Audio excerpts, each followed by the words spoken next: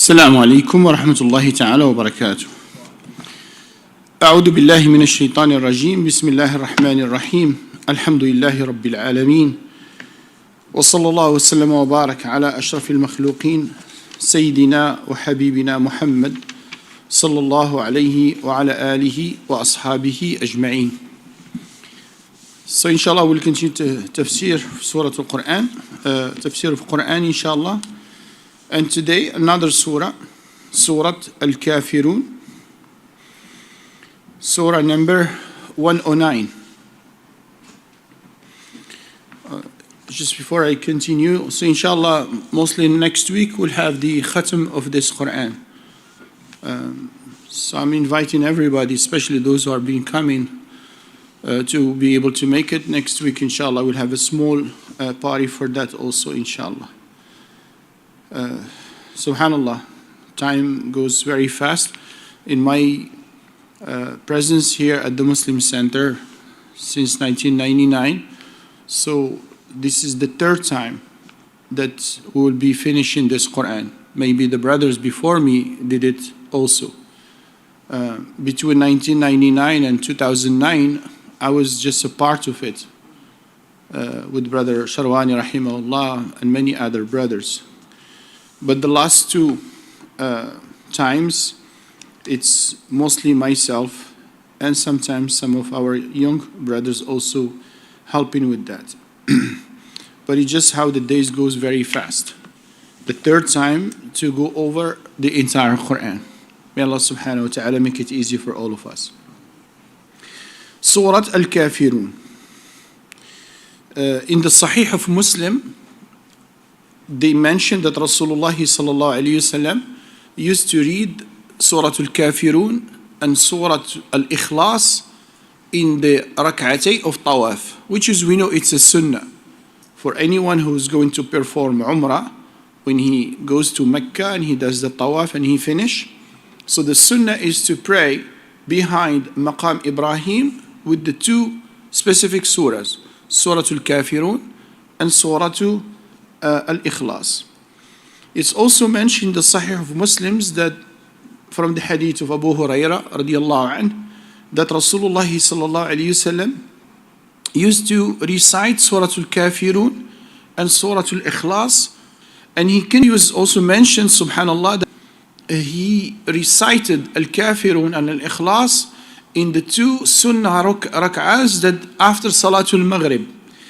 And the Sahabi who narrated that, he said that he was able to witness at least 20 something times that the Prophet Muhammad sallallahu alaihi wasallam recited Al-Kafirun and Al-Ikhlas. You may say how?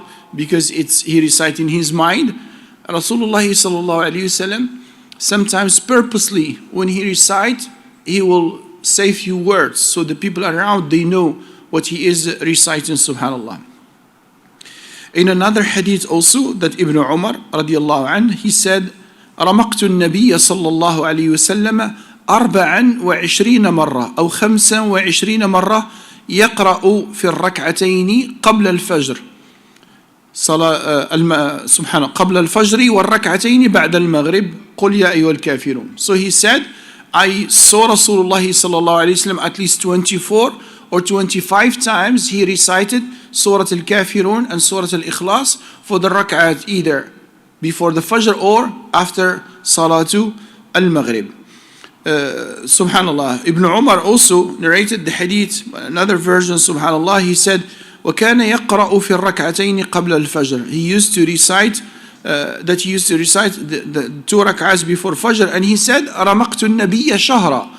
I saw Rasulullah sallallahu alayhi wasallam for a month reciting these two surahs in the Raghiba of Fajr, subhanallah. And of course from the narration of Tirmidhi, hadith Hasan, so it's acceptable that it's mentioned that this surah, right, تعديل ربع القرآن, it's almost a quarter of the Quran, subhanallah.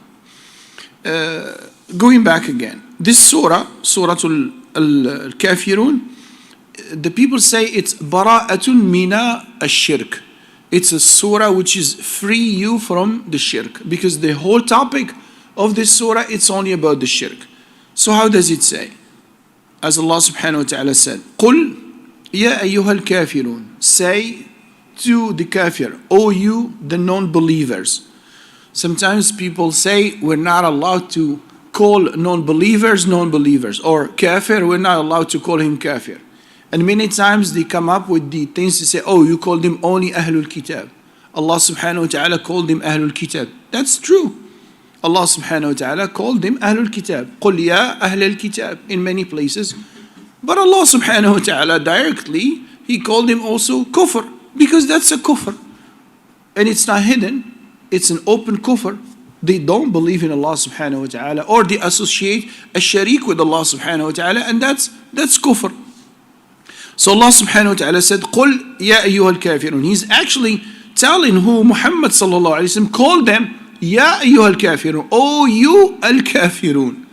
So he's not hiding this word. He's not hiding this title from them, because they were practicing a kufr. So to tell them what? قُلْ يَا أَيُّهَا الْكَافِرُونَ لَا أَعْبُدُ مَا تَعْبُدُونَ. I don't do the ibadah of what you do the ibadah for. I don't, if you want a translation, I don't worship what you worship. And the tense over here, it's used in the present tense, but it goes to the future. Like, I don't worship and I will not worship. I don't worship and I will not worship. قُلْ يَا أَيُّهَا الْكَافِرُونَ, O you al-kafir, لَا أَعْبُدُ. I don't worship. What do you worship? The asbab of nuzul of this surah, according to many of the mufassirin, why Allah subhanahu wa ta'ala revealed this surah to the Prophet Muhammad sallallahu alayhi wasallam, that in the period of Mecca there was so much pressure on the Prophet Muhammad sallallahu alayhi wasallam. And maybe sometimes they try to negotiate with him. Sometimes they try to find a way, let's say. Sometimes say, okay, let's just find a middle ground between us and you. Let's agree on something and all together. Not in the ibadah. Yeah, that could be in something else. We live in certain environments and we share in a lot of things, so we could find a common ground between us and others. But when it comes to the ibadah, there's nothing that you could sacrifice for that. Nothing. Zero tolerance in that sense. It means you cannot worship something beside Allah just to please someone. Again, the asbab al-nuzul, a group came to the Prophet Muhammad sallallahu alaihi wasallam from the leaders of Quraysh, and they were hoping that they will be able to convince him. And they said, okay, you are claiming that there is a God and He is the only God. And we also claim that there is God. And they also claim, and they do worship, by the way. Remember, the shirk of Quraysh was not, they don't worship Allah. They acknowledge Allah. وَلَئِن سَأَلْتَهُمْ مَنْ خَلَقَ السَّمَاوَاتِ وَالْأَرْضِ. Allah said that in the Quran. If you ask the idol worshippers of Mecca who created the heavens and earth, if you ask Abu Jahl or Abu Lahab who created the heavens and earth, what they will say? Allah. They had the concept of Allah. They had. Quran says that. They believe that there is a creator. But in the same time, they worship something beside Allah. And that's why you're going to find a lot of names of, let's say, the Prophet's father. His name is Abdullah. There was no Islam yet at that time. So the word Allah was there with the Arab. They knew something called Allah, the creator. But they worship the idols with it. Going back again to the story. So they said to the Prophet ﷺ, let's come to a common ground. We are ready to worship your Lord with you. But in the same time, you worship our gods with us. And then it will be fine. And we could even, change the things, like we worship with you this year and you worship with us next year. Just try to find a common ground. We are ready to, accept any kind of deal. And now we will be with you, we will be supporting you, and you will have no hardship. You will be free to worship your God here with us. There should be no problem. Or just acknowledge our gods. Okay, you worship your God, we have no problem. But acknowledge that our gods also are gods. Don't say that these are idols and so and so. Rasulullah sallallahu alaihi wasallam listened to them. But then the answer came from Allah subhanahu wa ta'ala. قُلْ يَا أَيُّهَا الْكَافِرُونَ. Tell the people, the kafirun, لَا أَعْبُدُ مَا تَعْبُدُونَ. I don't, and I can't, I will not worship what you are worshiping. وَلَا أَنْتُمْ عَابِدُونَ مَا أَعْبُدُ. And the same also, you are not worshiping what I worship. And this is also a very important point. Although sometimes we said that the idol worshippers, right, they worship the same God, the Creator. Or sometimes we say the Jews or the Christians, they worship the same God like we are worshiping. But there is something there. The nature of the God that they are worshiping, is it the same like us? The concept of God that they are worshiping, is it the same like us? No. If you read in the Bible or in the Torah, the God that they are talking about, it's a different God. He has certain things that it's impossible for our God. It's completely impossible. When in Christianity they say God has a son, would that be the same God that we are worshiping in Islam? No, we said Allah subhanahu wa ta'ala cannot have a son. He's not like us. He does not need a son. So the nature of the God that they are worshiping is different than ours. Yeah, you may have some common ground, but actually that's not the God. The God that they are talking about, subhanallah, and that's in the beginning of the Old Testament. It says, this is the very first sentence in the Bible. In the beginning, God created the heavens and earth on 6 days. Then He rested on the 7th day. This is the concept. And this is the first sentence. It's in the chapter called Genesis, Sifr al-Takween. The first sentence, anyone open, say what's the first one? So God created the heavens and earth in 6 days. Very similar to what we have in Islam, right? But then on the 7th day, what He did? He rested. He took a break. Would that be acceptable in Islam as the concept of God? Allah subhanahu wa ta'ala doesn't need to take a break. He is not a human that He needs a break. It's a different concept. And this is so important for us to know. If you think that God needs a break, you are completely worshipping someone else, not Allah subhanahu wa ta'ala. لا تأخذه سنة ولا نوم. Allah subhanahu wa ta'ala doesn't need a sleep. Sina is like the starting of a sleep, right? No, Allah subhanahu wa ta'ala is not like that. Anyway, going back again. So Rasulullah sallallahu alayhi wasallam confirmed that I cannot worship what you worship, and you are not going to worship what I worship. And the sentence is being repeated. قُلْ يَا أَيُّهَا الْكَافِرُونَ لَا أَعْبُدُ مَا تَعْبُدُونَ. I'm cutting this. And it comes to the ibadah, there is no way. I cannot worship what you are worshiping. The concept of God that you have, it's completely different than ours. Allah subhanahu wa ta'ala, that له الأسماء الحسنى. وَلَا أَنْتُمْ عَابِدُونَ مَا أَعْبُدُ. And then the last part, it says, لَكُمْ دِينُكُمْ وَلِيَ دِينُ. You have your own faith, and I have my own. So Rasulullah sallallahu alayhi wasallam cut any kind of negotiation, right, in the matter of ibadah. Allah subhanahu wa ta'ala, He is the only one who deserves to be worshipped, and nothing else. And that's the kalima of Islam. That's the key of Islam. La ilaha illallah. It means if people have other ilah, this ilah for this ilah for that, Allah subhanahu wa ta'ala said, you cannot even give the name of ilah to anything except Allah.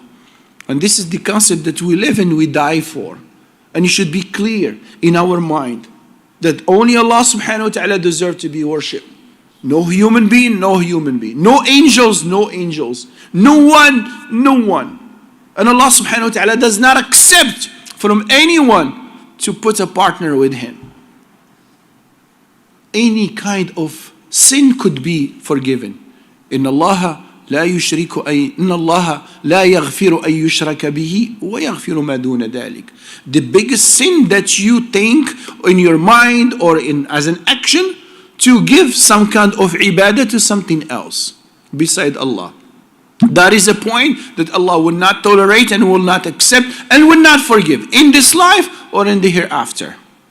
But anything else, it's possible. There's always room for that. It could be very small room, right, with difficulties, but there is room. But the ibadah, it's a cut completely. No one is allowed to worship anything beside Allah subhanahu wa ta'ala. Now, when I say ibadah, sometimes people think ibadah is only prayer. Right? And Allah subhanahu wa ta'ala said in the Quran, اتخذوا أحبارهم ورهبانهم أربابا من دون الله. Allah subhanahu wa ta'ala mentioned about who? The al-Yahud wal-Nasara. They took their rabbis and their priests as arbab, that's the plural of Rabb, as arbab, min dunillah, beside Allah subhanahu wa ta'ala. So somebody said, O Rasulullah sallallahu alayhi wa sallam, they don't worship the rabbis. They don't worship the priest. He said, no, that's not the concept. The concept is what? And this is what we have to be very careful with.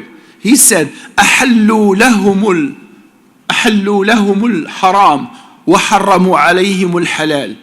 Meaning, if a person take the position to make something halal, which is haram, and to make something haram, which is halal, he is in the position of God. And that's actually the position of the rabbis and the priest.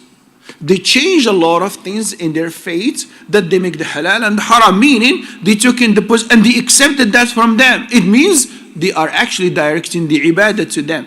So the ibadah is not only to prostrate and to bow down. The ibadah is in the shara'i that Allah subhanahu wa ta'ala put. So if Allah subhanahu wa ta'ala said, khamr is haram, and someone come with an idea that to make it halal, or Allah subhanahu wa ta'ala comes and he say, riba is haram, and someone comes with an idea to make it halal, or someone comes with, Allah subhanahu wa ta'ala says, zina is haram, and someone comes with an idea to make it halal. Why is it taking the position of who? Allah subhanahu wa ta'ala. And it means you are worshipping that. And that's the funny part sometimes, when you know it's inside of you, you know something haram, and you say, brother, but Mufti certain said this is okay. Okay, so he's a God also. So you are worshipping him beside, subhanallah. So the Islam made it very simple and clear that the ibadah, the only one who deserve is Allah subhanahu wa ta'ala, and that free us from the ubudiyah of anyone else. Otherwise we will be also the ibadah of someone else or something else or anyone. No, it's not. Allah subhanahu wa ta'ala, he freed us completely, and he say, I am the only one. And that's so good. We don't worship Rasulullah sallallahu alayhi wasallam, and we don't worship Ali ibn Abi Talib or Al-Hasan or Al-Hussein, and we don't worship Musa or Isa, and we don't worship a scholar or anyone else. The only one who deserves to be worshipped is Allah. And if we agree to worship someone beside Allah or give a portion of ibadah to someone beside Allah, we are out from this millah of Muhammad sallallahu alayhi wasallam. We move into the next surah, Surah An-Nasr. Yeah, go ahead.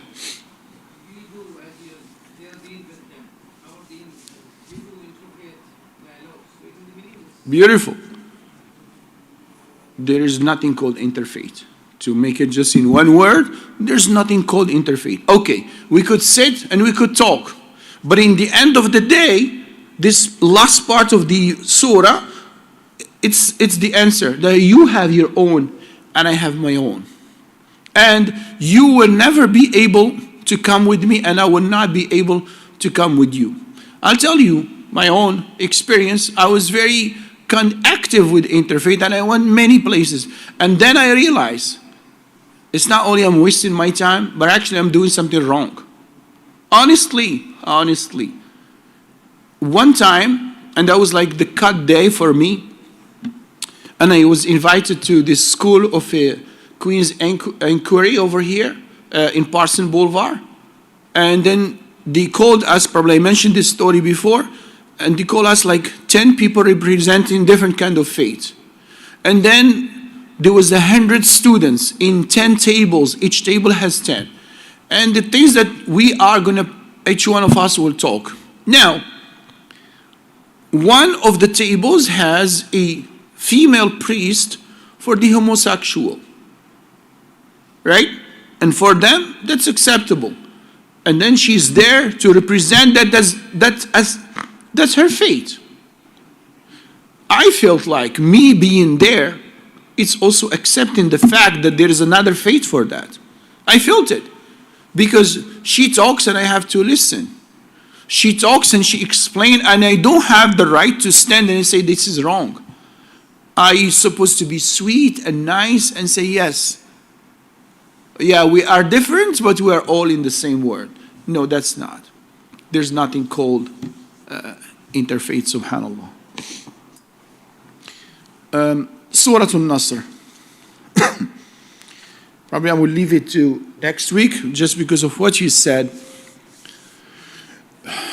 I was reading recently about the same topic about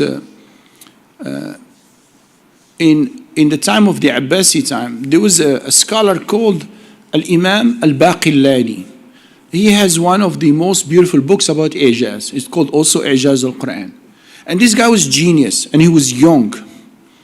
And the Muslims got an invitation for what you said, an interfaith between the Christians, which is represented by the Romans, and they say, call us or send us one of your scholars because we're going to have a dialogue with that person. And they prepare that, subhanAllah. So they said the only person who could go, or the best one who could go, a young man, he was in his 20s, subhanAllah. And he was being sent, Al-Baqillani, Abu Bakr Al-Baqillani. So he traveled to the Roman Empire, and what they did, intentionally and purposely, the palace of the king has many doors. So what they did, they closed all the doors and they left only one door, a small door. And that door, they purposely put the bottom from the top a little bit lower. Meaning, if you enter, you have to do what? You have to bow down. Now, they did that. Now, what they want the people who are attending this dialogue, once they see that, they say, oh, he bowed down. They're not going to say because the door is small. Say, okay, he acknowledged that he has to bow down to the king. So, Al-Baqillani, as I say, a super smart person, when he saw that, well, actually what he did, he turned and he entered backward. So he gave his back and he entered. So once he entered, subhanAllah, now the conversation that will take place between the king, and actually he called